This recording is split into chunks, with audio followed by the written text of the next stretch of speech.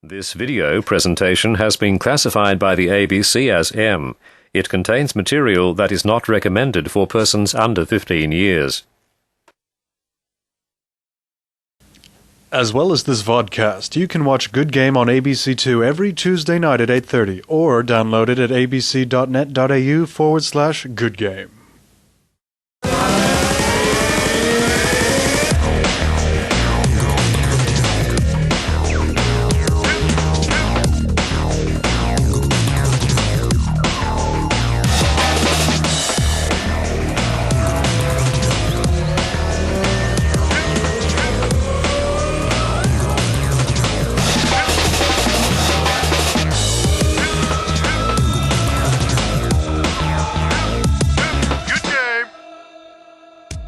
Hello and welcome to Good Game, the show for gamers, by gamers. I'm Junglist. And I'm Kapowski. It's a truly monster show for you today. It sure is. It's not officially released in Australia till next year, but we get our hands on it. PlayStation 3. And some of the new games with it. Ruffle Cup is back. We take 4 of our forum goers and pit Team Kapowski Against Team Junglist in an Age of Empires 3 battle for bragging rights. We also take a masterclass in the most popular online game of them all, Counter-Strike Source, with the Godfather himself, Whisper. And if that wasn't enough for you, we meet the team behind and review the latest Spyro, A New Beginning. But first, here's Gamers News. Good game! Constant internet vandalism has been cited as the reason Wikipedia have locked pages related to the Sony PlayStation 3 and Nintendo Wii. Wikipedia allows users to edit entries at any time. However, unusual activity involving several biased entries on the next-gen consoles forced them to put on hold their usual policy. A new competitive online role-playing game named Fury has been announced. This is the first MMORPG to be developed entirely by an Australian team. The game features a mix of RPG and FPS elements and focuses on player versus player combat. Fury will be released in late 2007.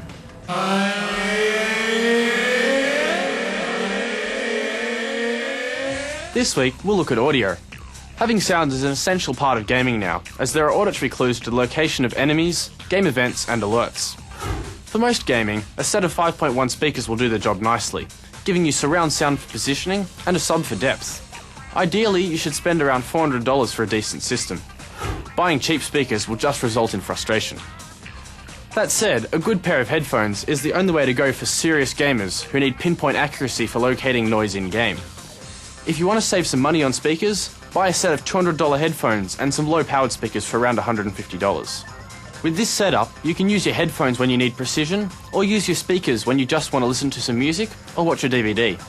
As for a sound card, well, the quality of onboard audio included with motherboards is reasonable enough that you won't need a dedicated sound card unless you're a bit of an audiophile. If that's the case, go for something good. Don't cheap out and get a card that gives poor output. Sound cards are installed in the same way as graphic cards. Gently insert the sound card into the slot in the computer, then screw down the bracket at the rear. Next week we'll look at cooling. Should you use the stock cooler or a third-party cooler? We'll also show you how to install water cooling.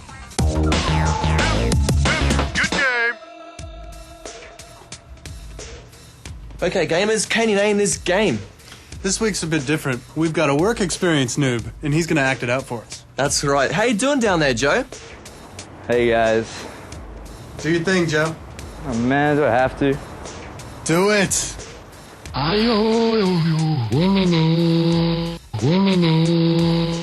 Name this game. Answer at the end of the show. Well, we're here at my house. No, not really. We're here at Sony HQ checking out the PlayStation 3. Jung, tell us the game we're about to play.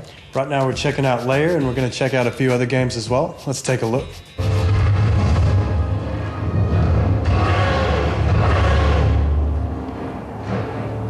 Sony have told us that this game really complements the axis movement or the motion controllers inside the controller. You can move it, tilt it forward, backwards, left, right. You'll actually control your dragon and respond to the actions. It doesn't measure in 3D space or acceleration like the Wii controller, but it is a lot more responsive.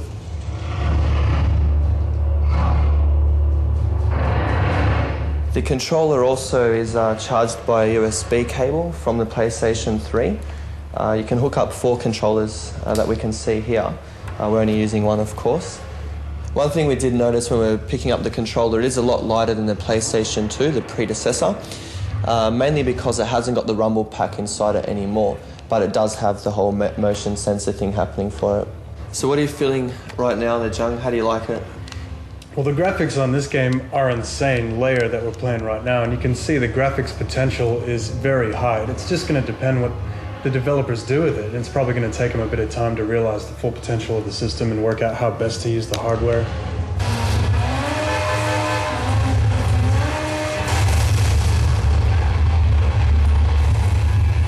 Well, what we've done, we've changed the game. This is a disc that was in there before, and it's a Blu-ray disc.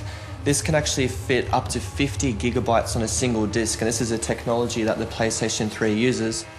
So the different games have different options. You can just use a normal joystick. For this one, that's what you need to do. You can't actually move it, unlike the other game we were playing before. That's cool, I was getting tired anyway. Whoa! Okay. That's pretty spectacular. Well, this is Resistance Fall of Man, and it's a FPS game for the PlayStation 3.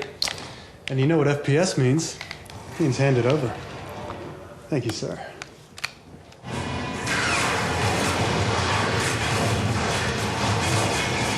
Well, I gotta say the gameplay's quite linear so far, and it's suffering from some cliche cutscenes and sequences, but as with everything else we've seen today, the graphics create such an immersive experience, it's hard not to get into it, and the enemies seem pretty imaginative. I'm hoping there's a bit more than walk into an area and trigger a sequence. It kind of reminds me of Quake meets Medal of Honor, to be honest. I don't know, it looks like Halo to me, just set in 1950s.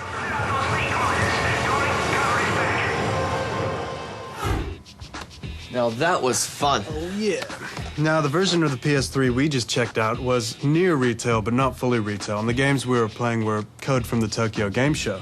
But still, I walked away from that really impressed. How about you? I was very satisfied as well. I was immersed in the gameplay. The graphics were just absolutely awesome. It just feels like you're in a movie and you're controlling it. Exactly, and I gotta think, the Wii's offering more in terms of innovative gameplay, but I think the hardware might hold it back, just thinking far off down the future, whereas the PS3 hardware is gonna last. Far off down the future, developers are still gonna be figuring out how best to utilize the system.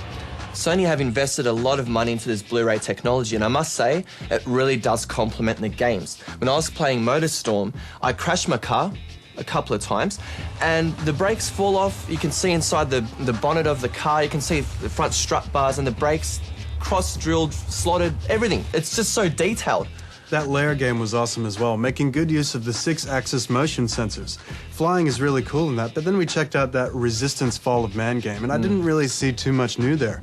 Kind of an example of how, no matter how good your hardware is, you still need to do your research and find good games to play. It's got lots of multimedia and technical options as well. It's good that they left themselves open for any home setup. But here's the golden question. The cheaper version of the PS3, the 20GB version, will be priced at $829.95. In my opinion, they kind of priced themselves out of the market for some people. Do you think it's worth the cash? Absolutely. But when I say lots of cash, you need to have enough money for a decent HD TV, a decent surround sound system, and a decent coffee table to throw your feet up while you're playing. I couldn't have put it better myself. If you have plenty of cash, then give it a go. The PS3 is bringing technology to the table, which is future-proof. The Nintendo is bringing innovative gameplay to the table, whereas the 360 has a head start on the rest of the market. So, either way, this console war is going to be great. The PS3 is still a couple of months down the track, but it's looking hot. Let the war begin. Good game. Yeah, man, I think it's about time we did a Counter-Strike Masterclass.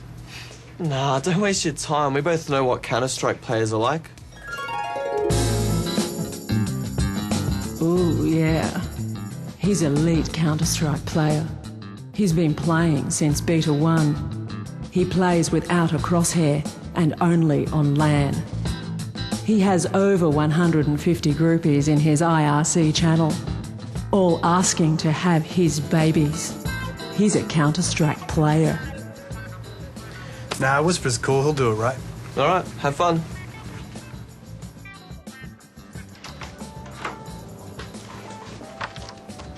Whisper, Junglist, what is this place? sit down. All right, Whisper, for those who've been living in a hole and don't know what Counter-Strike is, can you tell us about it? Counter-Strike is a game where it's a team-based first-person shooter, FPS. Different teams get different types of weapons and basically try and kill each other. And if you want to start getting competitive in Counter-Strike, what should you look for? Well, first of all, you need to get good at online Counter-Strike. Play pub servers. If you're really good and you don't cheat, you'll get invited by people to join their teams, which those teams then compete in online competitions. And then from there, you progress onto more serious competitions, which are LANs. You need to have good aim. You need to be able to use sound, and you need to be able to make quick tactical decisions based on the information that's presented in front of you. So you can then back up your teammates and help them out to try and complete the objective. Show us a few tricks. How do you crouch jump? All right. Come to somewhere like here and you just try and jump, you'll never make it. So what you need to do is you need to time your crouch jump so it works and you get on. You press crouch after you press jump. Yes, that's correct. One of the most important things about Counter-Strike that most people don't understand is they don't keep the crosshairs at head height. They run around like this, with their crosshairs pointing at the ground. The whole point is you shouldn't be relying on your reflexes to save you having to move your crosshair all the time. You need to be able to have it pointed in the direction that the enemy is going to be popping out. And how would you suggest getting good at all the different guns? Because they all have a different sort of recoil pattern, is that right? Yep, that's one of the main purposes of pub play, is to actually go into a pub server where it doesn't matter how good or bad you do, you play it until you get very good at using the particular guns, and also how to control the recoil, how long it takes to reload, all its attributes. How important is throwing nades well in a war? The good clans know how to use their nades effectively, and they know how to take an entire site without actually having to kill anything, unless of course it's with a grenade. You need to know how to use them and when to use them, and not be caught holding one out when the enemy comes around the corner. Can you show us some good nade throws? Well, what you can do is you can bounce grenades off walls, like this, throw them over the top of objects. The important thing to note is being able to throw your flashes so you're doing it in cover. As soon as you show yourself against a good player who's already in position that you haven't put under any pressure, you're going to die. This is throw down the middle smoke grenade. Also, you can flash long here if you do it early enough. And this will blind anyone who's standing in this area. Now you've got the bomb. Now when you plant the bomb here, what should you do to cover it best? So what you need to do is pick a good location. This is one of the best locations for planting the bomb here at A. Once the bomb's planted there, where should you go to cover it? Obviously, you can come down to long A here. One player can hold off almost an entire team from this position if they're good enough. Communication is the other most important thing in Counter-Strike when you're playing competitively. You must communicate with your teammates effectively. You need to call the position and the numbers, and preferably what sort of weapons they've got as well, and also what their disposition is. If they're rushing, then you need to say they're rushing. But if they're just going to a certain position, but they're only sort of just holding that position, well, you need to communicate that. There's two with AKs pushing forward at A. Exactly. Competitive play, it's very important to have tweaked up settings, but it's not going to make a big difference to the overall play. It's not going to drag you from the bottom of the scoreboard to the top of the scoreboard overnight. What you need to do is actually train your opponent to think that your real strat is a fake. In one round, you do your opening of your proper strat. So you throw a smoke grenade in one section, another smoke grenade in another section, but then you go to the opposite bomb site. So then in the next round, regardless of what happened, you go and you do your real strat. Obviously, you need to have more than one strat. Thanks very much for helping me out, man. I'm going to go try this stuff out. I'll see you online. Good luck. Good game. And the winner for the best review on the forums goes to...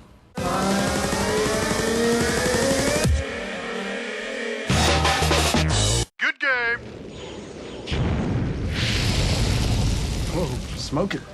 Well, fire breathing is not all that you can do in this game. The Legend of Spyro: A New Beginning is a third-person, or should I say a third-dragon view game aimed at a younger audience.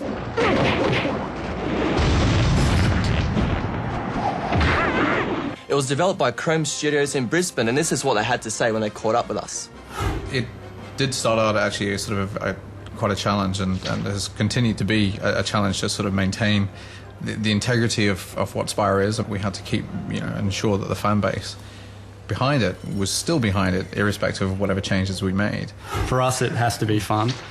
We've had some tanties between each other about whether or not something was fun or whether it was working. Controllers have been thrown across the floor. Yeah. We've sought to determine how we can sort of generate this unique experience and play actually along with the kids, who are effectively the people that are going to be playing this game. The game features the voices of Elijah Wood, Gary Oldman, and David Spade. And they did a good job here. I mean, there's a lot of humorous cutscenes that help move the story along. It kind of feels like a Disney animation. Ugh. Now I smell almost as bad as you do. And that's pretty bad. See you later, sucker! So much for gratitude. Well, not surprisingly, you do spend the first couple of levels learning how to use Spyro's skills. It's got a very easy learning curve for younger players, I guess. I found it repetitive. I mean, they kind of tried to mix it up with the air melee combat, but it would have benefited from more unique scenarios. Let me out of here and fight me like a thing, whatever you are. You pathetic wretch. I've had about enough of you! Sparks, look out! No! I disagree. I think the game was mixed up enough. What I didn't like was once Spyro did learn how to fly, you couldn't fly when you wanted to. You had to wait for the game to allow you to do it. One thing that was pretty cool is that once you get into a combo, you go into sort of Matrix mode. I like that. Also, the puzzles in game were quite good. And how about those catapults, eh? But let's talk chickens. Well, I think the game was very well done. You could tell there's a lot of passion behind the game development process. Also, the learning curve was very easy to get into, so younger players are going to enjoy the game. I also like the fact that games are still being produced for the PlayStation 2, and they're pushing the PlayStation 2 to the limits, even though the PlayStation 3 is around the corner. So I'm going to give it 8 out of 10 shooks. How about you, Jungie? Yeah, I'm going to have to give it 8 out of 10 as well. I mean, it's one for the kiddies, but also a very enjoyable, very well-made game. Good game! Hello there. Enough of me, somebody else. That's right, Tom. I'm not you. I'm somebody else. I'm standing in front of other people who aren't you either. They seem to be happy. Maybe because they've been watching The Team. Previously on The Team. Like a gun? No. And we just met Ivan, who is an undercover cop, who also likes to talk to the ladies who you pay for the fun times. Do you like raisin toast? Today we've got the second last of our key characters we've been introducing. A strapping 6'4" sapling of a man, comes straight from Guatemala on the overnight express from Guatemala. Meet Virginia! Hello all. My God, we are all a sexy bunch of men, aren't we? That's an unusual name, Virginia. I am a woman! Sorry? Whoa, sorry. I say things, sometimes. Ooh, I like chicks. They're great. Not men. Don't like men. Nope. So, what's new? Well, I have just discovered that I love to eat marshmallows dipped in honey. I call them sweet pillows. Oh my God, I love them too. Except I call them white yellows, because that is a manly name. That's right, Virginia is a woman pretending to be a man. And it seems that Virginia has immediately developed an interest in Simon. This sounds a lot like Twelfth Night.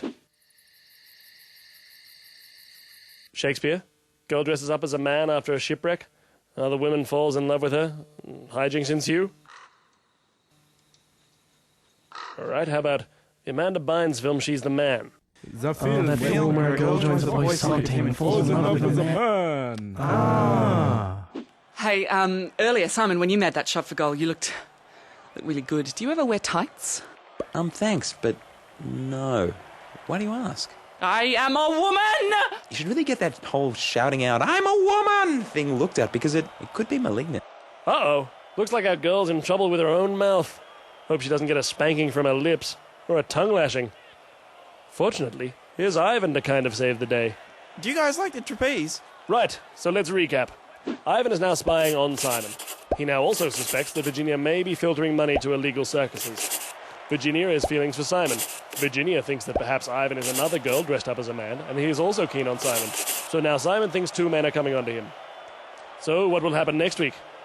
Maybe we'll give you money. Probably not. Next week, I find love.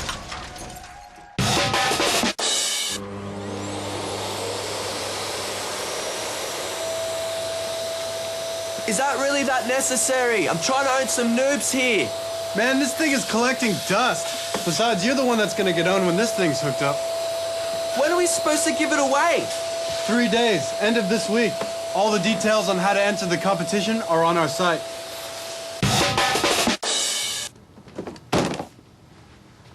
Guess what I got? Oh, fan mail. Box of roses? Yeah.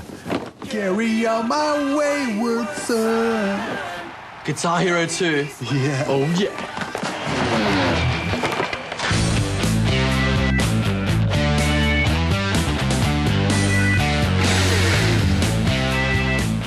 In episode 6, Good Game talked to the developers behind Guitar Hero 2. If you missed it, you can still download the interview off our site. But now that it's here, we gotta rate it. In my opinion, this has everything the first one was missing.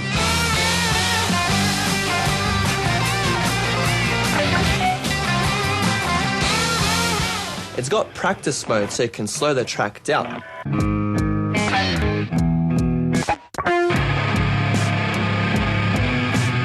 It's also got multiplayer, so your friend can take bass and you can take the lead guitar.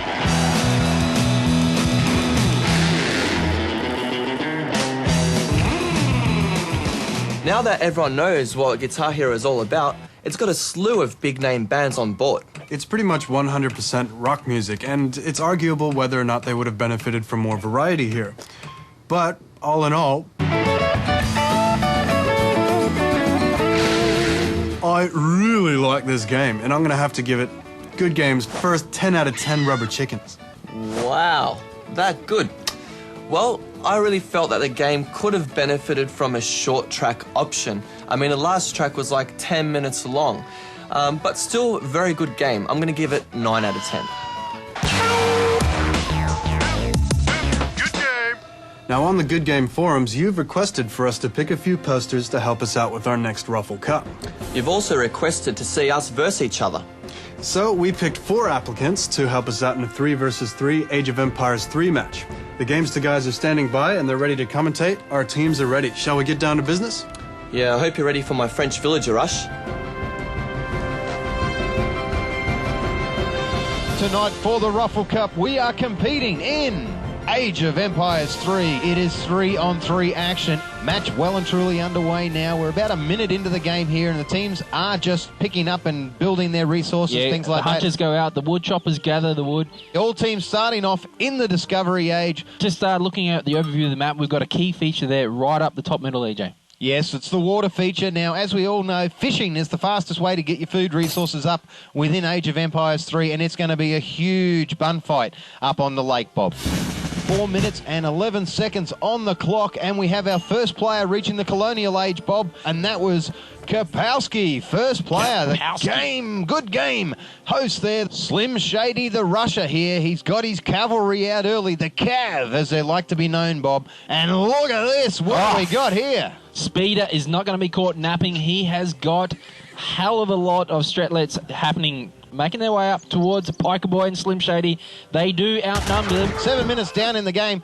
Junglist is the ultimate epitome of a boomer, Bob. He's still back in the first age, the Discovery Age. I think he needs to be off having a drink, EJ. I think he needs to discover what Age of Empires 3 is about.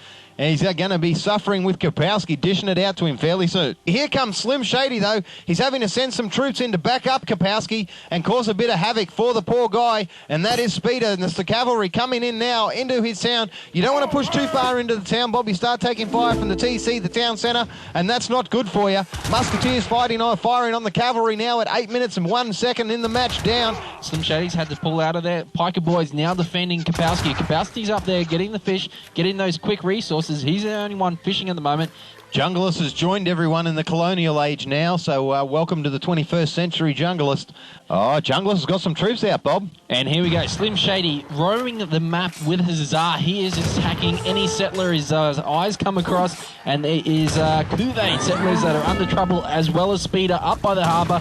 And here comes Cuvade flooding in with the defence now, Bob. But he's seen the other army come across as well, and he's backed out. He's going to get his troops together. Oh, Cuvade's coming up from the south. They're going to get pincered. 12 minutes, 26 seconds on the clock, and it looks like Team Kapowski's fleeing from the battle, Bob. All right, so we got the Minutemen have joined the battle now. Cuvade's Minutemen plus the Stretlets plus the Longbowmen taking on the Hussar Cavalry and also the Longbowmen for Piker Boy, Bob. And it's a slaughter here at the moment. It is massive at the moment, mate.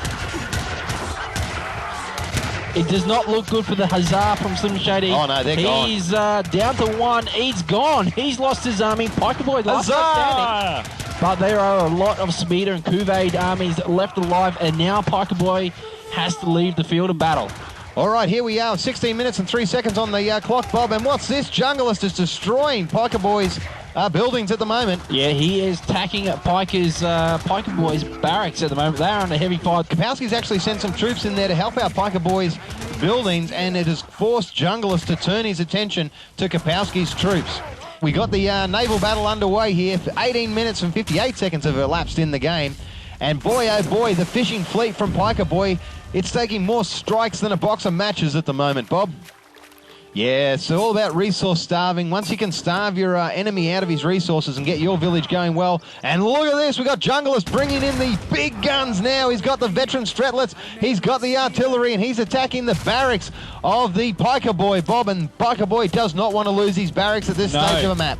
Here comes Slim Shady's Huzzah! And they come pushing in. It's going to be glorious carnage. Junglist moves the bulk of his army out of the way. He's left a couple of veteran Stretlets there, and the Hussars jump on them and carve them up really quickly. And at this stage of the game, Bob, 20 minutes into the match, I got to say, Team Junglist is starting to look the more dominant force on the map. And we're going to see the naval battle to rival the Napoleonic age. Piker Boy's just turned his ships to the side. Cannons are out. Cannons are firing. And we have Piker Boy taking on Speeder. Because it only takes one or two shots from these big ships. Fishing boats are going down. Now, there are 5 trading posts on the map. 3 are currently held by Team Junglist. Only 2, both held by Slim Shady at the moment. The naval battle's happening right up outside of Dockside at the moment, because that is all that's pretty much left for Team Kapowski. They need to defend this, and Slim Shady, he's just resigned out the game. They've taken out too much of his resources. He's realised that's it, I've lost the bulk of my army. Piker Boy's resigned as well, Bob. That's it, the game's over. Team Junglist has taken out Team Kapowski here in the Roffle Cup. What awesome Age of Empires 3 action.